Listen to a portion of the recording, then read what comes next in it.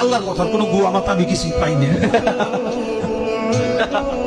মাথা কোনটা গোয়া কোনটা এটা আমি পাই না। কেন পাই না? এই যে একটা কথা বলছে, আওয়ালু মা খালাকুল্লাহে ইশক, প্রথম সৃষ্টি ইশক।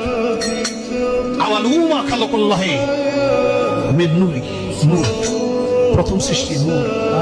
আওয়ালু মা খালাকুল্লাহে আরশ, প্রথম সৃষ্টি আমার আরশ। দেন আওয়ালু মা খালাকুল্লাহে রূহ, প্রথম সৃষ্টি আমার রূহ। কয়টা হইছে? এক মুখে দুই কথা কয়, হ্যাঁ মুখ কয় না হুক কয়?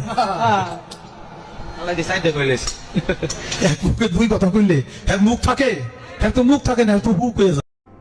এই ব্যক্তি যে কথাগুলো বললেন, আল্লাহ তাআলা সর্বপ্রথম সৃষ্টি করেছেন ইশক, সর্বপ্রথম সৃষ্টি করেছেন নূর, সর্বপ্রথম সৃষ্টি করেছেন আরশ, এগুলো একটাও আল্লাহর কথা নয়, সবগুলোই মিথ্যা বানোয়াট জাল কথা। আল্লাহ তাআলা সর্বপ্রথম সৃষ্টি করেছেন কলম, এটাই সহিহ হাদিসের মধ্যে এসেছে। আল্লাহর নবী সাল্লাল্লাহু আলাইহি ওয়াসাল্লাম বলেছেন, উবাদা ইবনু সামিত রাদিয়াল্লাহু তাআলা আনহু হতে বর্ণিত, রাসূল সাল্লাল্লাহু আলাইহি ওয়াসাল্লাম বলেছেন, ইন্না আউয়ালু মা খালাকাল্লাহুল কলাম, নিশ্চয় আল্লাহ তাআলা সর্বপ্রথম সৃষ্টি করেছেন কলম।